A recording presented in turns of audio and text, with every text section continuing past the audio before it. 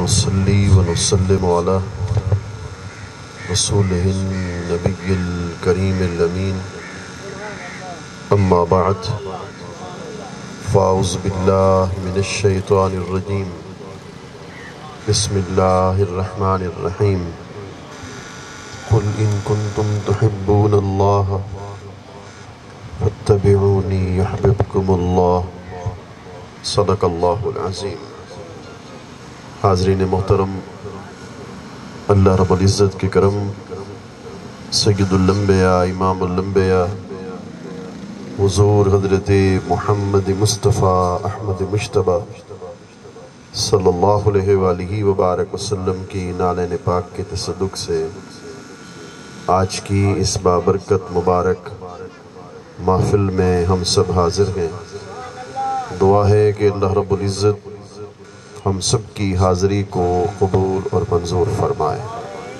عاشق رسول محترم و محتشم عاشق مدینہ ملک عبدالمجید صاحب مرحوم مغفور اللہ ان کے درجات کو بلند فرمائے۔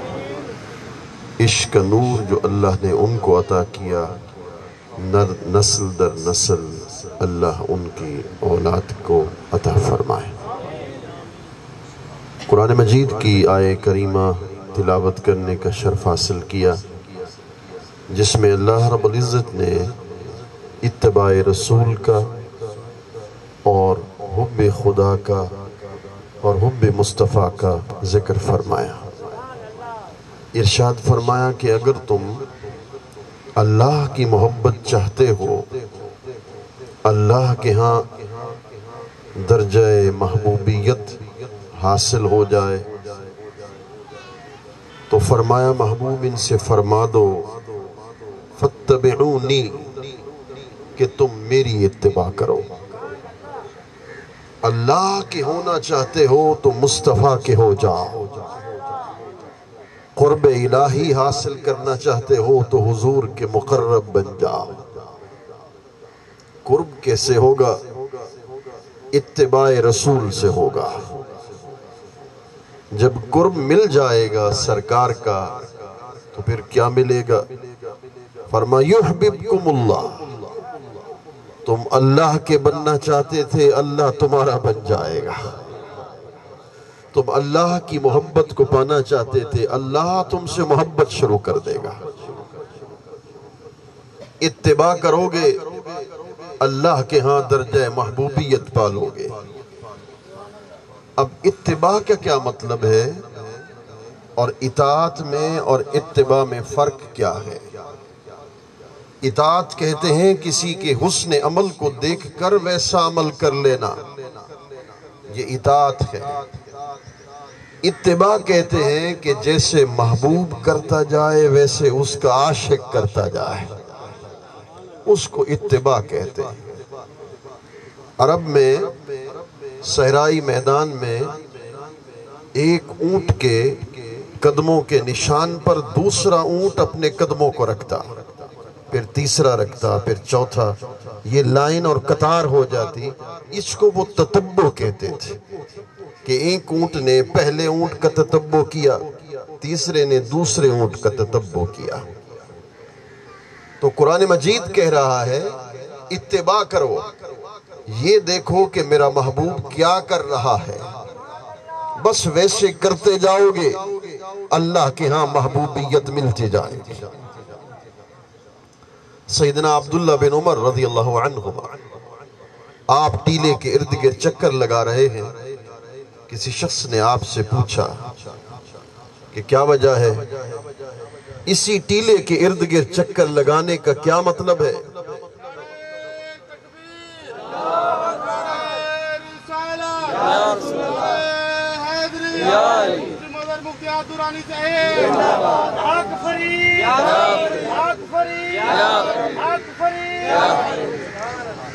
اس ٹیلے کے ارد گرد چکر لگانے سے کیا ملتا ہے، کیا فائدہ ہے؟ حضرت عبداللہ بن عمر نے جواب دیا، فرمایا مجھے پتہ تو نہیں ہے، مگر میں چکر اس لیے لگا رہا ہوں کہ اسی جگہ پہ میں نے اپنے محبوب کو ایسا کرتے دیکھا تھا۔ اس کو کہتے ہیں اتباع رسول۔ سیدنا فاروق اعظم ہے، آپ سامنے حجر اسود ہے، فرماتے لا تدر ولا تنفع واللہ ما قبلتک لولا رأیت رسول اللہ یقبل. فرماتے تو پتھر ہے، نہ مجھے نفع دے سکتا ہے نہ تو مجھے نقصان دے سکتا ہے. میں تمہیں کبھی نہ چومتا، کبھی نہ بوسہ دیتا. میں چوم اس لیے رہا ہوں کہ میں نے رسول اللہ کو تجھے چومتے دیکھا. باقی بھی چوما کرتے تھے، ان کی عظمتوں کو بھی صد سلام. سیدنا فاروق اعظم کے حجر اسود کے چومنے کی نسبت کا حسن دیکھیے. باقی چومتے تھے کہ یہ جنتی پتھر ہے، فاروق اعظم چومتے تھے اس لیے چومتے کہ لبہائے مقدس اس کے ساتھ جو بس ہو.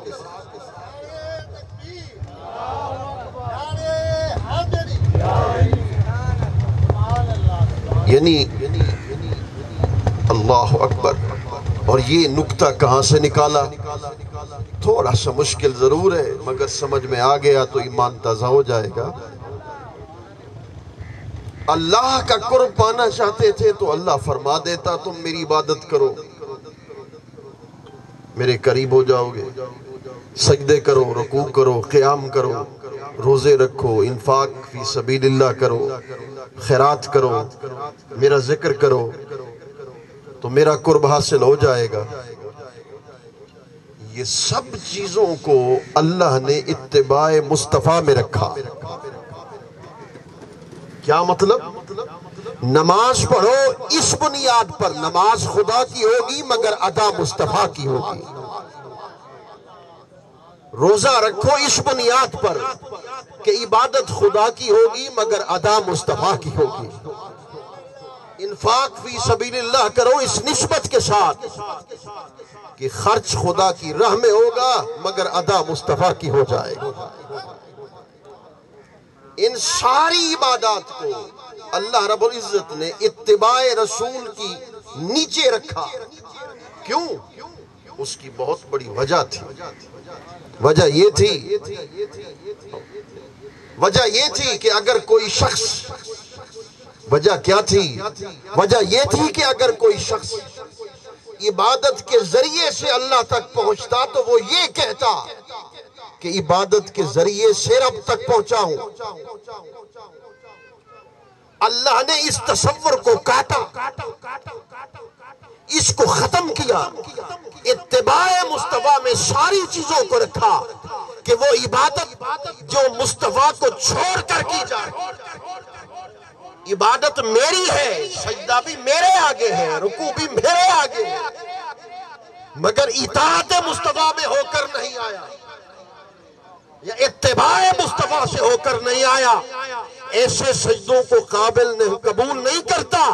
سجدے وہی مقبول رکھتا ہوں جس کی نسبت عبادت میری ہوگی مگر نسبت مصطفیٰ کی، عطائے مصطفیٰ کے ساتھ. اللہ اکبر. اگر عبادت ہی رب کے قرب کا وجہ ہے، بڑی قابل توجہ مقام آ گیا، عبادت ہی خدا کے قرب کا مقصود ہے، تو پھر ایک وہ بھی تھا جو سب سے بڑا عابد تھا. سب سے بڑا عابد تھا. ایک ایک انچ پہ اس نے سجدے کیے مگر مردود ہو گیا، ملعون ہو گیا. عابد ہو کر بھی مردود ہوا. کیا وجہ ہوئی؟ اس لیے کہ نسبتوں کا لحاظ نہیں تھا،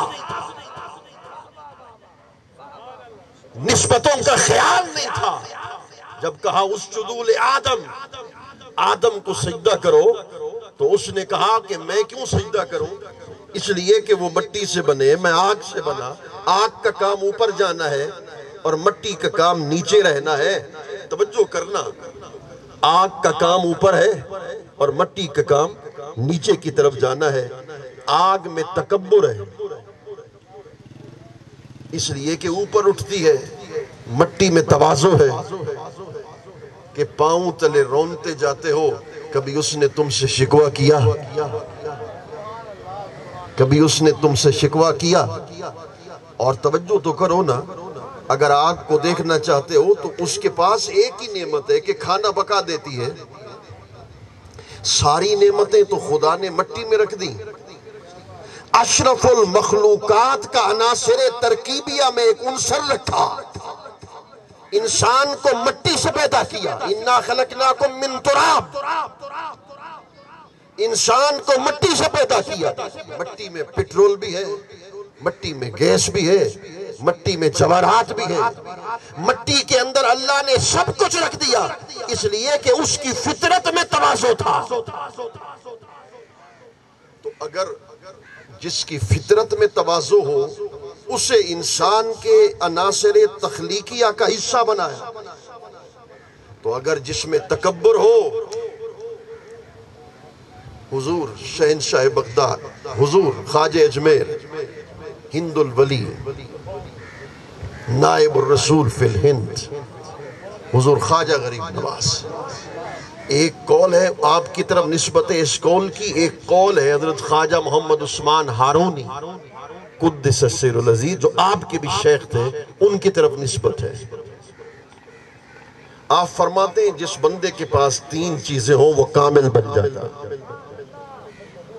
تین چیزیں ہوں وہ کامل بنتا ہے، تین چیزیں نہیں ہیں تو وہ کامل نہیں بن سکتا۔ کیسے؟ فرما اس کے پاس سورج جیسی شفقت ہو، سورج جیسی شفقت ہو۔ کس طریقے سے؟ کہ سورج جب نکلتا ہے تو وہ نہیں دیکھتا کہ غریب کی فصل ہے یا امیر کی فصل ہے، وہ مٹی میں، مٹی کے اندر چھپائے ہوئے بیجوں سے فصلوں کو پیدا کر دیتا ہے۔ تپش نہ ہو تو فصل پیدا نہیں ہو سکتی سورج کی، تو وہ تو نہیں دیکھتا کہ غریب کی کھیتی ہے یا امیر کی کھیتی ہے، وہ سورج جیسی شفقت ہو۔ اللہ اکبر۔ اور فرما دریا جیسی سخاوت ہو۔ امام حسن مجتبیٰ علیہ السلام آپ جلوگر ہیں، ایک شخص آتا ہے، حضور یہ میرا سوال لکھا ہوا ہے چمڑے پر، اس کو تو پڑھ لیں۔ آپ نے کھولا نہیں، بغیر پڑھے اس کے سوال کو پورا کر دیا، چمڑے کو کھولا نہیں، سوال تو پورا ہو گیا، جو کہنا چاہتا تھا وہ بن کھولے پورا ہو گیا، مگر اس نے کہا حضور اسے کھول تو لے لیتے۔ فرمایا ہاں، اس کو کھولنے سے جتنی دیر میں اس کو پڑھتا اتنی دیر میں تو میرے سامنے سائل بن کے کھڑا رہتا، یہ حسن مجتبیٰ کو پسند نہیں تھا۔ امام حسن نے فرمایا یہ مجھے پسند نہیں تھا۔ اللہ اکبر۔ تو دریا جیسی سخاوت ہو، مٹی جیسا تواضع ہو، زمین جیسی تواضع ہو، جس کے اندر یہ تین چیزیں ہوگی وہ اپنے درجہ کمال کو پائے گا۔ فرما اتباع مصطفیٰ کرو گے تو اللہ تم سے محبت کرے گا۔ اللہ اکبر۔ میرے کریم آقا صلی اللہ علیہ وآلہ وبارک وسلم نے ہجرت کی، اور ہجرت بعد میں ہوئی، ابھی کسی کو علم میں نہیں تھا کہ ہجرت کہاں ہونی، مگر حضور ہجرت کرنے سے پہلے رسول اللہ نے حضرت صہیب کو بتا دیا تھا مدینے جا رہا، مدینے جا رہا۔ حضرت صہیب حضور کا سچا عاشق تھا، حضور چلے گئے، رات دنیا سو جاتی مکہ میں، اسے نیند نہیں آتی، جب دن ہوتا ساری دنیا اپنے کاموں میں مصروف ہو جاتی، وہ حضور کی یاد میں رونے میں گزار دیتے۔ ایک دن لوگوں نے پوچھا کیا ماجرا ہے؟ ہڈیوں کا ڈھانچہ بن گیا، یار فرید کو اینیں جا لیو، یار فرید کو اینیں جا لیو جویں جلیا کو دور، کیا ماجرا ہے؟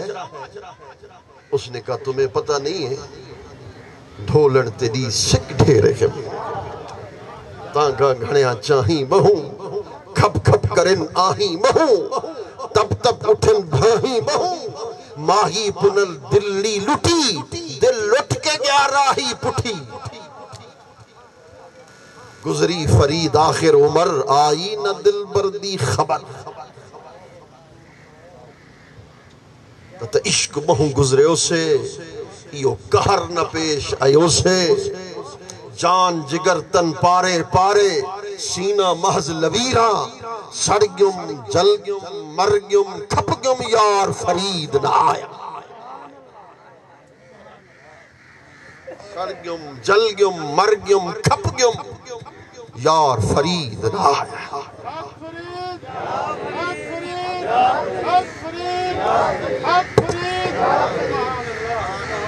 اللہ اکبر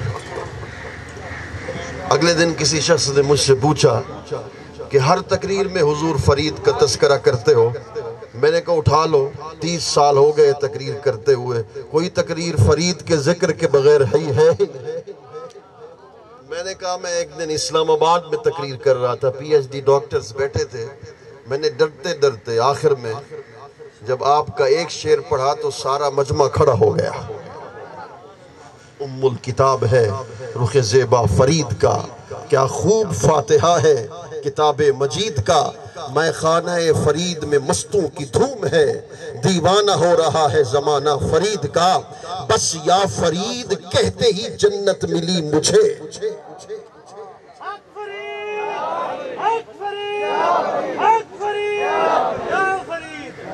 بس یا فرید کہتے ہی جنت ملی مجھے اللہ ڈھونڈتا ہے بہانہ فرید کا میں بلبل فرید ہوں باغ فرید میں اور بلبل کا کیا کام ہوتا ہے فرمایا میں بلبل فرید ہوں باغ فرید میں آتی ہوں عین دید میں حل میں مزید کا اللہ اکبر تو لوگوں نے کہا کیا ماجرا ہے کہا بس مکہ چھوڑ کر حضور کے در پہ جانا چاہتا ہوں جو لوگ کہتے ہیں نا کہ عشق رسول حب رسول یہ شخصیت پرستی ہے یہ روشن خیال ملاؤں کا یہ نظریہ شخصیت پرستی ہے بس اللہ کی عبادت کرو سب کچھ مل جائے گا میں کہتا ہوں یہ حدیث صحیح ہے اس کے رجال بھی صحیح ہیں روات بھی صحیح ہیں تو پھر ایک سوال میرا یہاں پیدا ہوتا ہے وہ مکہ چھوڑنا کیوں چاہتے تھے سہیب کیا وجہ تھی کیا وجہ تھی اس کی جبکہ مکہ میں بیت اللہ بھی ہے حتیم بھی ہے صفا و مروہ بھی ہے بیر زمزم بھی ہے مینا بھی ہے عرفات بھی ہے مزدلفہ بھی سب کچھ ہے مگر یار مدینے میں ہے اس لیے مکہ چھوڑ کر وہ مدینہ جانا چاہتے تھے مدینہ کون نہیں جانا چاہتا بن نٹھم مدینہ آلی جت کون مکان دوالی ہی دھرتی ایبوں خالی پیا نور رسالت چھکے توڑے لگ دن دھکے دھکے اک ول ول یار نو تکے پیر فرید کہتا ہے اللہ اکبر جب یہ حاجی صاحب مجھے مدینہ شریف ملے تو میں نے کہا آپ یہاں کیا کرتے ہیں انہوں نے کہا باقی سب سے بہانہ ہے یہ جو مجھ سے پوچھ رہے ہو نا میں کیا کرتا ہوں یہ سب بہانہ ہے میں نے کہا کیسے اس نے کہا ایک ہی کام کرتا ہوں سارا دن اور رات میرا دل حضور کے در کا طواف کرتا ہے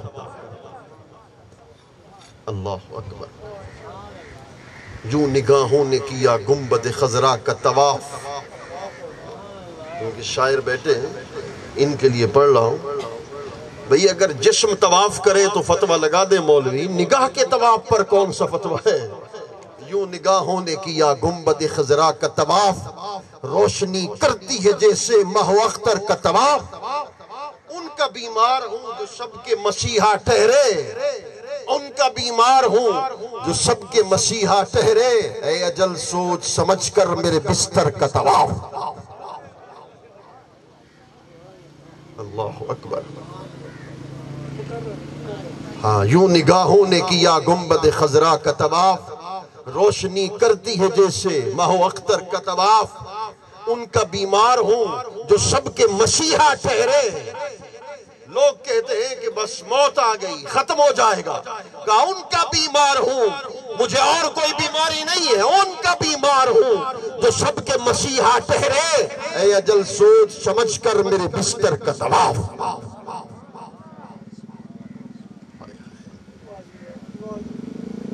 حضرت شعیب ہے، حضور کے در پہ جانا چاہتا ہے اور پیر فرید بھی جانا چاہتا ہے.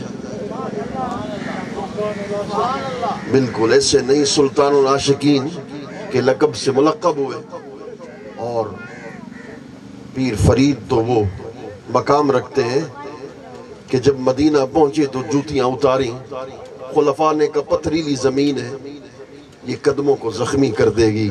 فرمایا تمہارے لیے پتھر ہوں گے. جس سرزمین پہ حضور کے قدم لگے، فرید جوتی پہنے ممکن نہیں، جوتیاں اتار دی، خون واقعہ بہا.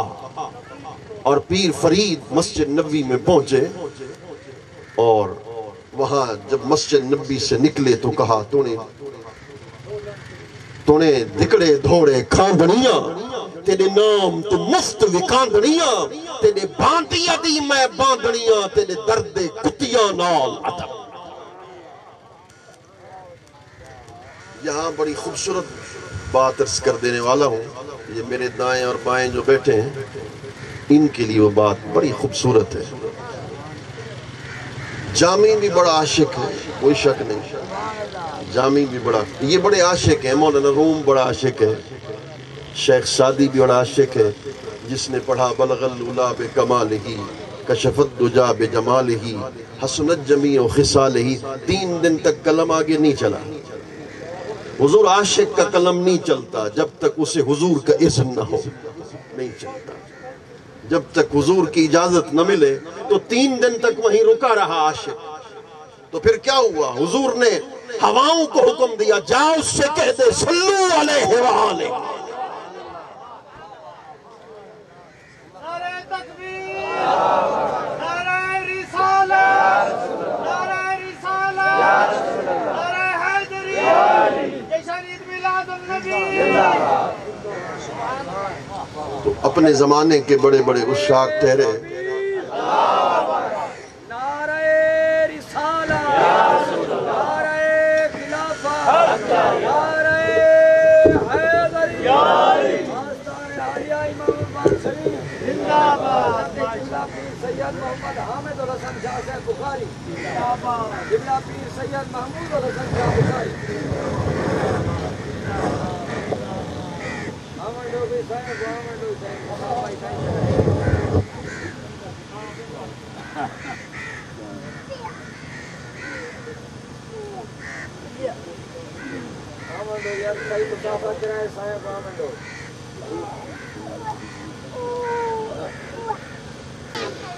بس میں آخری بات عرض کیے دیتا ہوں. پیر فرید بھی حق اور سچ کہتے ہیں. آپ کو پتہ ہے کہ پیر فرید کس کی اولاد میں ہے؟ سیدنا فاروق اعظم کی اولاد میں. اور رسول اللہ نے فرمایا ان الحق ينطق على لسان عمر وان السکینة تنطق على لسان عمر. فرمایا کہ یہ حق فاروق اعظم کی زبان پہ بولتا ہے. اور اچھا تو پھر اچھا بس چلو. انہوں نے فرمایا میں شیخ جامی بڑا عاشق تھا. اب وہ کیا کہتا ہے، پیر فرید کیا فرماتے ہیں؟ وہ فرماتے ہیں سگترا کاش جامی نام بودے کہ آمد بر زبانت گاہے گاہے. حضور اپنی گلیوں میں پھرنے والے کسی ایک کتے کا نام جامی تو رکھنا، بس جامی جامی جامی جامی کر کے بلائے گا، میں کتا بن کے حاضر خدمت ہو جاؤں گا. اپنے آپ کو خوش نصیب سمجھوں گا کہ جامی کا نام رسول اللہ کے لبوں پہ تو آیا ہے.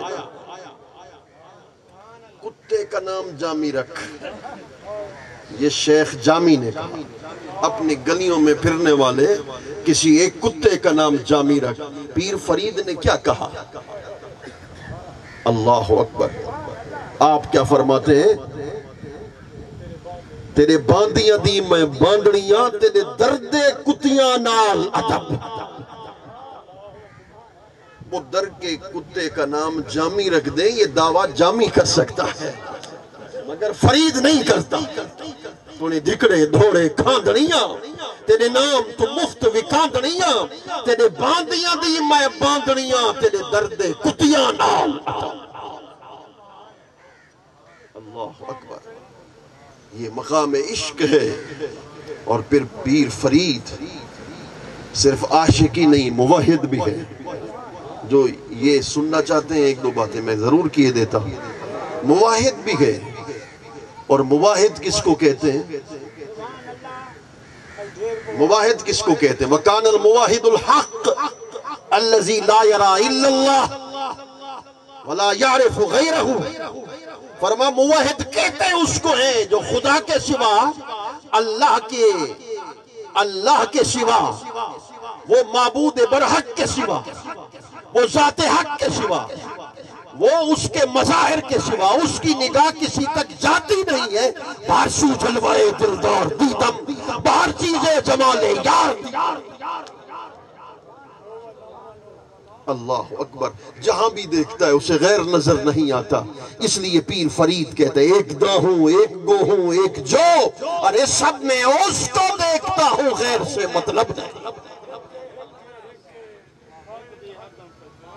اللہ اکبر حضور ایک دن مقابیس المجالس کو اٹھاؤ اشارات فریدی کو اٹھاؤ وہ لواح جامی اس کا درس دے رہے تھے اور دیتے دیتے بات وحدت الوجود تک پہنچی اس کا ایک لاہیا اس کی تشریح فرما رہے تھے فرمائیے جو مٹی ہے اسی مٹی سے برتن بنا لوگے اسی مٹی سے گلاس بنا لوگے اسی مٹی سے پلیٹیں بنا لوگے کثرت وحدت سے بنی کثرت وحدت سے نکلی تو کیا مطلب وہ مٹی کے سارے برتن کثیر ہیں مگر ان کا اصل دیکھو گے تو ایک مٹی نظر آئے گی ہر صورت وچ دیدار ڈٹھم پیر فرید کہتا ہے ہر صورت وچ دیدار ڈٹھم کل یار اغیار کو یار ڈٹھم ہر صورت وچ دیدار ڈٹھم کل یار اغیار کو یار ڈٹھم کت منطق صرف تے نحو ڈٹھم کت اسم تے فعل تے حرف ڈٹھم کت کتب معین الدین ڈٹھم کت فخر جہاں دلدار ڈٹھم حسن ازل دا تھیا اظہار اہدوں ویس وٹا تھی احمد اہدوں ویس وٹا تھی احمد میں نے دونوں شہزادوں کا ابھی ہم تو ان شہزادوں کے در کے نوکر ہیں مگر ان کے بزرگوں نے نام بڑے خوبصورت رکھے ایک کا نام حضرت حامد سے ہی ہے ایک کا نام حضرت محمود سے ہی میں انہی کے نام پہ بات کو ختم کر رہا ہوں حامد محمود حضور کے 4 نام حامد محمود احمد اور محمد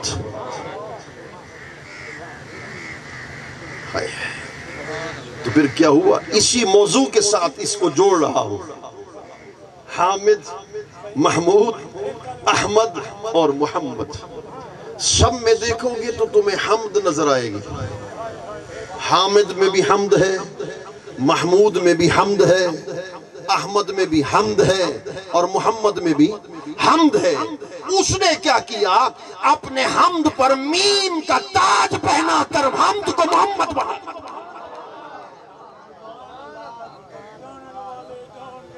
نعرہ تکبیر نعرہ رسالت نعرہ رسالت مفتی مظہر مختار درانی سے میں نے سارے تصوف کو وحدت الوجود کو ایک ہی لفظ میں بند کر دیا اس نے حمد پر میم کا تاج پہنا کر محمد بنا دیا اور محمد بنا کے کہا قد جاءکم برہان من ربکم میرے حسن کو دیکھنا چاہتے ہو کہیں نہ جاؤ لکھ میم دے پردے پا بہوئے لکھمیم دے پردے پاب ہمیں تینو جانن والے جان گیا لکھمیم دے پردے پاب ہمیں تینو جانن والے جان گئے مگر میرا دل گواہی دیتا ہے فتووں سے نہیں ڈرتا پیر فرید نے ادھر بھی دیکھا ادھر بھی دیکھا پیر فرید نے ادھر بھی دیکھا ادھر بھی دیکھا پیر فرید نے احد کو بھی دیکھا احمد کو بھی دیکھا پیر فرید نے احد کو بھی دیکھا احمد کو بھی دیکھا دیکھ کر کہا وہ ایک ہے ایک ہے ایک دی دم دم سکھ جرا ایک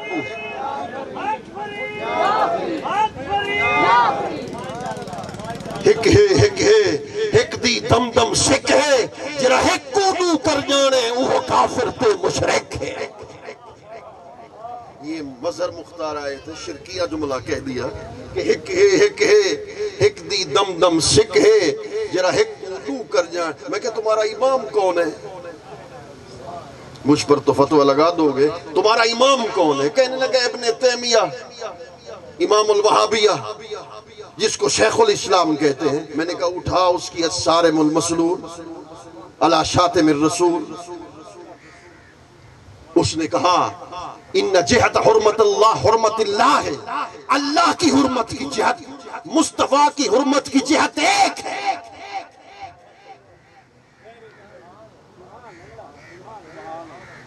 اللہ کی حرمت مصطفیٰ کی حرمت کی جہت ایک ہے آگے لکھتا ہے فلا یجوز ان یفرق بین اللہ تعالی فی هذه الامور خدا کی قسم اطاعت میں اتباع میں محبت میں برات میں اللہ اور اس کے رسول میں کوئی فرق نہیں جس نے حضور کی اطاعت کی اس نے خدا کی اطاعت کی جس نے حضور کی اتباع کی اس نے خدا کی اطاعت کی جس نے حضور سے محبت کی اس نے خدا سے محبت کی جس نے حضور کی مخالفت کی اس نے خدا کی مخالفت کی میں نے کہا پھر پیر فرید نے سچ نہیں کہا ہکے جرا ہک کو دو کر جانے وہ کافر تے مشرک ہے احدویو ہے احمدیو ہے میم دے اولے دلڑی موہے جان فرید رکھی ہر آن عشق اسادہ دین ایمان اللہ اکبر تو پھر حضرت عشق یہ شیخ رکن الدین تھے بڑا صوفی تھا متصوف تھا مگر عشق ان کا تخلص تھا اور وہ کیا کہتا ہے عشق خود کیا کہتا ہے ہاں جو عشق میں فنا ہو جائے تو عشق ہی ہوتا ہے نا تو عشق ہی رہتا ہے اس نے کہا سرمہ وحدت جو کھینچا عشق نے آنکھوں کے بیچ سرمہ وحدت جو کھینچا عشق نے آنکھوں کے بیچ جون سا پتھر نظر آیا وہ کوہ دور تھا ان کے دیکھے سے خدا جانے یہ کیسا نور تھا ان کے چہرے پہ خدا جانے یہ کیسا نور تھا ورنہ دیوانگی کب عشق کا دستور تھا اور مرزا غالب جس کے اسی مصرے پر پورا کلام لکھ دیا علامہ ڈاکٹر محمد اقبال نے اور میں مرزا غالب کو سمجھتا تھا یہ مجاز کی بات کرتا اس کی ایک شعر نے مجھے اس کا خادم بنا دیا مرزا غالب کو بہت پڑھا دوران طالب علمی مگر اس سے محبت نہیں تھی اور جب تصوف کی تعلیمات میں آئے اور پڑھا لکھتا ہے اصل شہود و شاہد و مشہود ایک اصل شہود و شاہد و مشہود ایک ہے حیران ہوں پھر مشاہدہ ہے کس حساب میں وہ شاہد بھی وہی مشہود بھی وہی شاہد میں بھی اسی کا جلوہ مشہود میں بھی اسی کا جلوہ بات اور کھول دوں 1 2 3 4 5 6 پڑھتا جا لاکھوں تک پڑھتا جا 2 1 کے بغیر 2 نہیں بن سکتا 3 1 کے بغیر 3 نہیں بن سکتا 4 1 کے بغیر 4 نہیں بن سکتا 2 میں بھی 1 کا جلوہ ہے 3 میں بھی 1 کا جلوہ ہے 4 میں بھی 1 کا جلوہ ہے باج میں بھی ایک کا جلوہ ہے، جہاں جہاں دیکھتے جاؤ گے اسی ایک کا جلوہ نظر آئے گا۔ عاشق سرمائے وحدت جو کھینچا، عاشق میں جب نور وحدت کا سرما آتا ہے، اس سرمگی نینوں میں جب وہ کائنات کو دیکھتا ہے، ہو منصور اللہ، وہ پھر آنکھ حضرت بایزید بستامی کی، وہ پھر آنکھ حضور فرید پاک کی جس کے ہم غلام ہیں، وہ آنکھ پھر درپا غریب نواز کی جو بربلا کہتے تھے چو مرا دیدی خدا را دیدہ۔ اللہ اکبر۔ تو پھر جب سرمہ وحدت نگاہوں میں اترتا ہے، مثلا عام بندے بھی مثال سے سمجھ جائیں گے، یہ سن گلاسز ہوتے ہیں نا، یہ نیلے اور سبز اور کالے رنگ کے شیشے کے جو این کے پہنتے ہیں تاکہ دھوپ آنکھوں پہ اثر انداز نہ ہو، تو نیلے رنگ کا اگر وہ شیشہ ہو تو دنیا نیلی نظر آتی ہے۔ دنیا نیلی تو نہیں ہے، شیشے کے رنگ میں نیلے پن کا جلوہ جو ہوا، اس نے پوری کائنات کو نیلا دیکھا۔ سبز رنگ میں دنیا سبز نظر آتی ہے، لال رنگ میں دنیا سرخ نظر آتی ہے۔ جیسے رنگ ہوتا ہے ویسے دنیا نظر آتی ہے۔ ویسے بھی اللہ کا رنگ جب ولی کامل کے اس قلب پر، قلب المومن عرش اللہ،